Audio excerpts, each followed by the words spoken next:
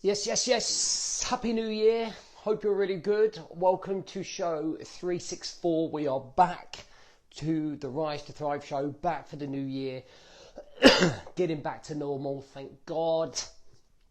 And I'm really excited to welcome you back to the show.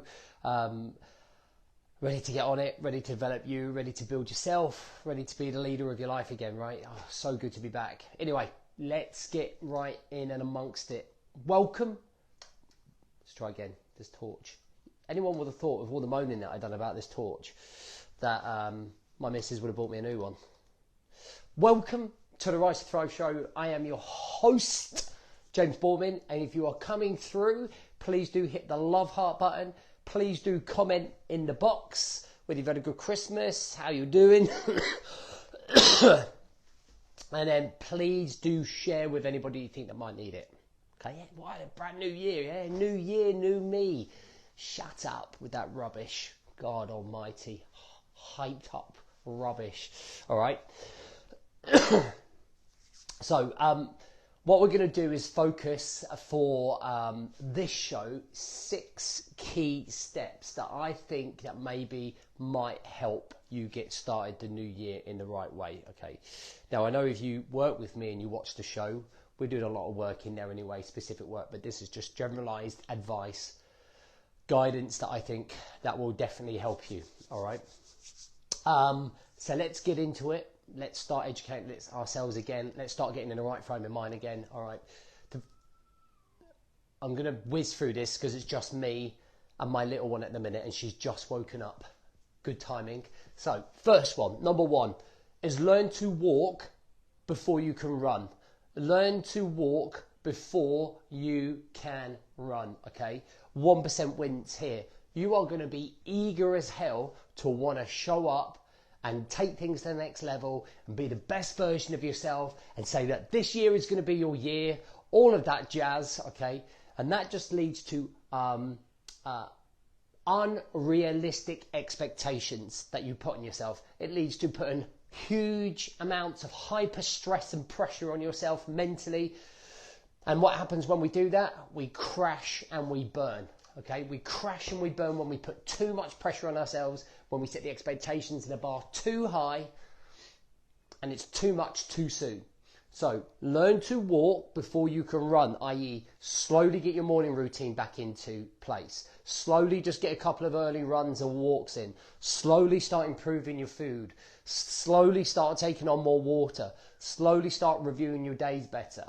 Start building it up. It's a progression thing. You know, like the snowball, when it starts rolling down a hill, it gets bigger and bigger and bigger. That can be your momentum. You don't have to achieve everything you want to achieve in a year in the next 4 weeks. So this is very much about, yes, it's a new year, but realistically, unless you're working with me on a one-on-one basis, you really shouldn't even be talking about the things that you want to achieve at the end of the year, because realistically, you won't even remember what you set yourself in 2 weeks. So let's just focus on January. Let's just focus on these 28 days, which we do have a control of the outcome with our time, energy and focus. And just learn to walk before you can run.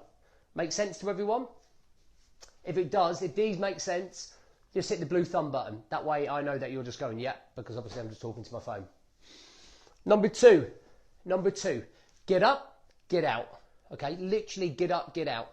It is going to be hard getting back up in the morning. For the last, I'd say 10 days, I've been floored with this virus. So every single morning, I haven't got up probably earlier than 7.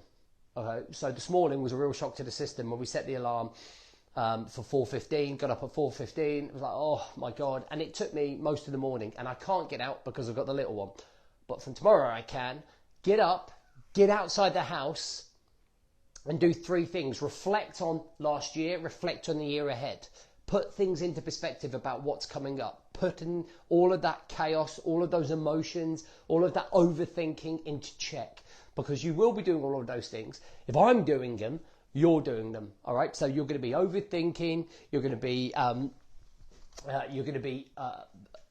be worrying about things. There's going to be chaos in your mind.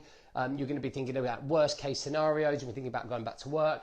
Just put it all into perspective on a morning walk. Okay. And then think about the things that you're grateful for, the biggest things that you are really grateful for. And when you find that gratitude, Okay, that's what really brings us that happiness.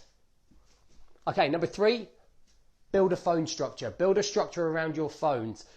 Have no phone zones. Okay, so periods of times when you do not go on your phone, when you don't check social media, when you're not there face sucking the life out of your phone, right? Have some clear phone structure. It's really, really important to make sure you get this in place. Because you probably got into the habit of face sucking your phone over the holidays, social media, everything else going on, right? And keeping in touch with that, and that's probably taken a lot of your time away.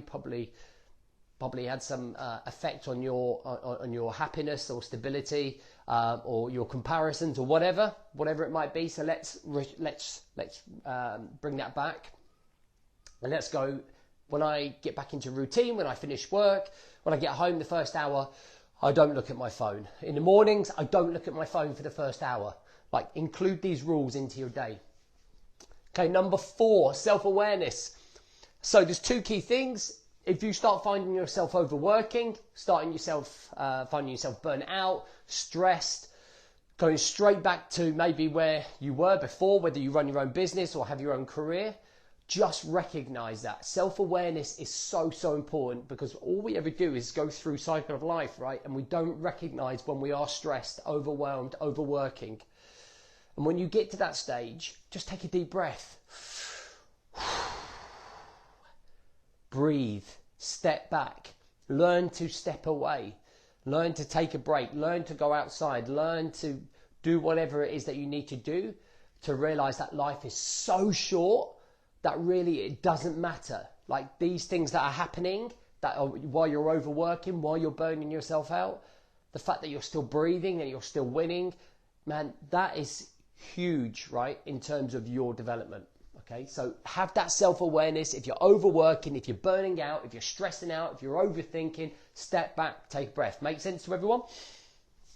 Okay, number 5, simple, be present for loved ones. Just be present on another level. And it's something I was fortunate enough to do over Christmas. I didn't really get to do any fitness. I didn't get to do very much other than be in bed or sitting on my sofa. And it just allowed me to really engage and connect with my kids on another level, and really just listen to them and really just do stuff with them and just play with them. And it just, you realize when you have a solid family life, when you have those people around you, how can you feel somber? How can you feel down? How can you feel pity? Because you have these amazing people around you. And I just think more connection with them. They deserve more connection, right?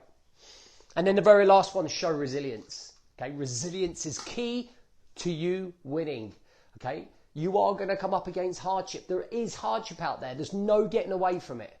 You could be the best planned, the top elite operator. You could be well structured. You could have systems and routines, but it's all going to still hit the fan at some point. And you must show that resilience to overcome hardship. Okay, must show it. I'm doing a training on this on Thursday night at 8 o'clock. If you want to come to it, there's a link on this bio somewhere. It's how to handle hardship in 2023, okay?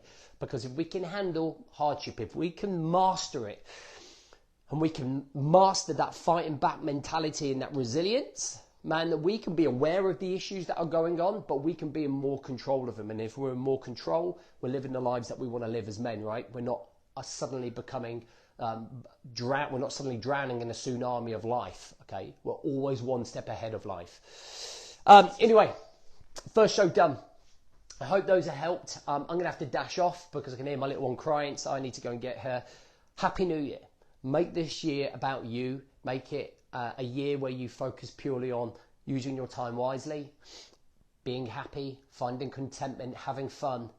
Life is too short to be sat in an office sucking the life out of you. You've got to work. You do have to work, but go and do your work. And if you're unhappy in that job, go and find another job. Make a plan, okay? Find what you're about this year, okay? Let's not get too hyped up with the whole new year, new me stuff, because the year is a very long time. Let's own January. Let's own this week. So we start by owning this week.